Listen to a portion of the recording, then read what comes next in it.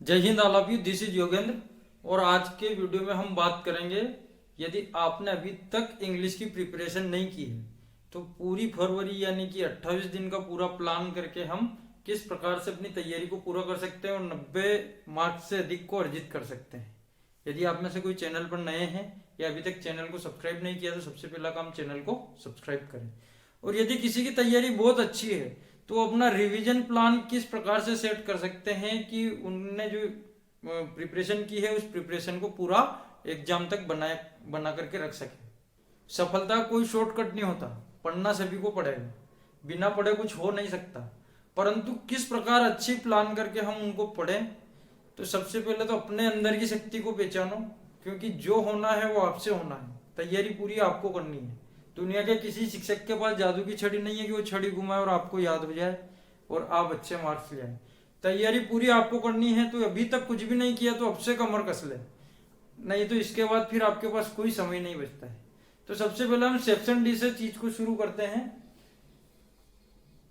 Section D, और सबसे बड़ा सेक्शन है हमारा 44 मार्क्स का सेक्शन है, जिसमें हमारी दो बुक है, फ्लेमिंगो है और विस्टास है। तो सबसे पहले हम फ्लेमिंगो से शुरू करते हैं। फ्लेमिंगो में हमारा कुल चैप्टर है,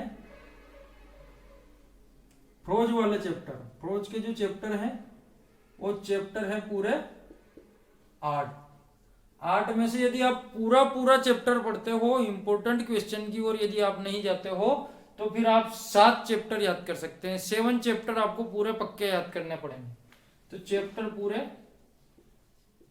7, एक चैप्टर जो भी आपको कठिन लगता है उसको रिड्यूस कर दो और एक दिन में एक चैप्टर आपको प्रिपेयर करना है। पहला चैप्टर किया तो उसके क्वेश्चन आंसर भी करने हैं और उसकी एक्सट्रैक्ट भी आप परीक्षा दिन में से देख सकते हैं, परीक्षा बोर्ड में से देख सकते हैं, या आपने पूरा चैप्टर पढ़ा हो तो उसको एक बार रिवाइज आप पूरा कर सकते हैं। तो एक्सट्रैक्ट सहित अपने को 7 चैप्टर याद करने हैं और एक्सट्रैक्ट तो 8वें चैप्टर की भी आपको याद करनी पड़ेगी, क्योंकि एक्सट्रैक्ट में कोई अथवा का ऑप्शन नहीं आता है। इसलिए एक्सट्रैक्ट तो आपको 8 चैप्टर की पढ़नी है, परंतु क्वेश्चन आंसर 7 चैप्टर के पढ़ने हैं। तो एक दिन में एक चैप्टर करेंगे तो आप 7 डेज का प्लान तो अपना ये हो गया, 7 डेज। और हर चैप्टर को ऐसा याद करना है कि उसको दोबारा देखना नहीं पड़े, बिल्कुल पक्का, यानी कि वो अपनी स्मृति में मस्तिष्क के पटल पर सबसे ऊपर आ जाए, इस प्रकार से उसको याद करना है। यदि हम बात करें फ्लेमिंगो में पोइम की, तो कुल पोइम है हमारे पास 5 में से एक पोइम आप रिड्यूस कर सकते हो क्वेश्चन आंसर के मामले में, एक्सट्रैक्ट के मामले में नहीं। तो क्वेश्चन आंसर के मामले में यदि आप 4 पोइम याद करोगे तो 4 डेज का प्लान ये हो जाएगा अपना। और जिनकी प्रिपरेशन पूरी हो चुकी है तो वो अपना रिवीजन का प्लान इस प्रकार से सेट कर सकते हैं। अब आ जाते हैं हम विस्टास पर। विस्टास में कुल चैप्टर है हमारे पास 6 में से आपको याद करने हैं 5 यानी कि 5 डेज का मामला। इनमें भी एक्सट्रैक्ट तो आपको 6 चैप्टर की पढ़नी पड़ेगी, परंतु क्वेश्चन आंसर जो है वो 5 चैप्टर के आप पूरे कर लो।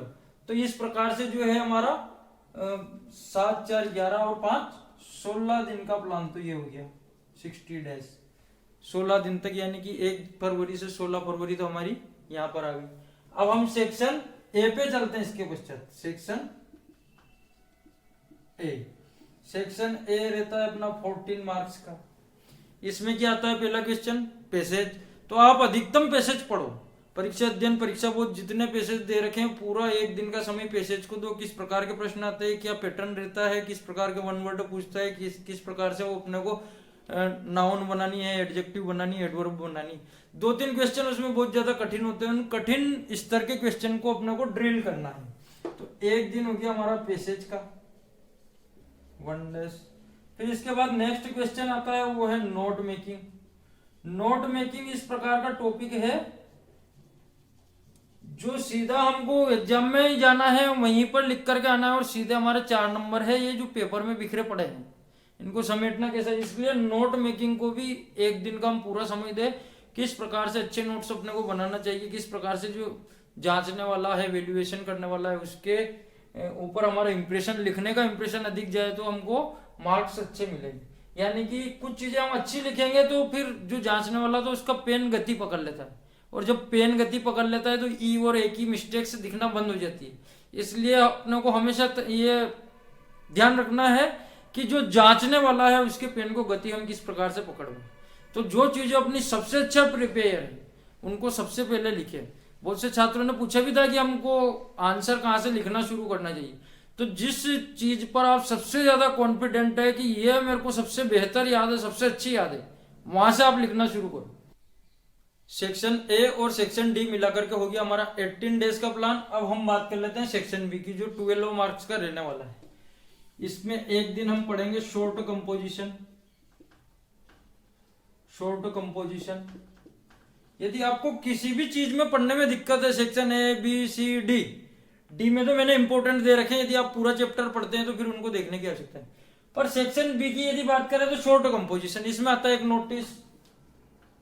अब नोटिस के मामले में घबराने की कोई आवश्यकता नहीं है, नोटिस का फिक्स पैटर्न है, केवल 1-1.5 मार्क्स ही होते हैं। जो कंटेंट ऑफ बॉडी होता है वो नोटिस की, वो हमको लिखना होता है, बाकी सारी चीजें फिक्स होती है। तो वो फिक्स चीजें किस प्रकार से अपने को लिखना है, कैसे लिखना है, नोटिस को डेवलप कैसे करना है, उसका पूरा एक वीडियो मैंने आपको बना करके दे रखा है, उसको पक्का कर लो। उसमें 7-8 पॉइंट पर हमने उसको पूरा डेवलप किया। नोटिस के बाद होता है हमारा पोस्टर, उसके बाद होता है हमारा एडवर्टाइजमेंट। 3 में से कोई भी 2 चीज पर आप फोकस करें और इसको भी अपन 1 दिन का समय दें। नेक्स्ट जो आता है हमारा, इसमें आता है लेटर। लेटर कैसे लिखना है इसका भी मैं एक वीडियो लाने वाला हूं। इंपोर्टेंट लेटर्स का ला चुका हूं, मतलब एक प्रकार 4 प्रकार के मैंने लेटर और 4 प्रकार की एप्लीकेशन बताई थी, जिनके पैटर्न आपको याद रखने चाहिए।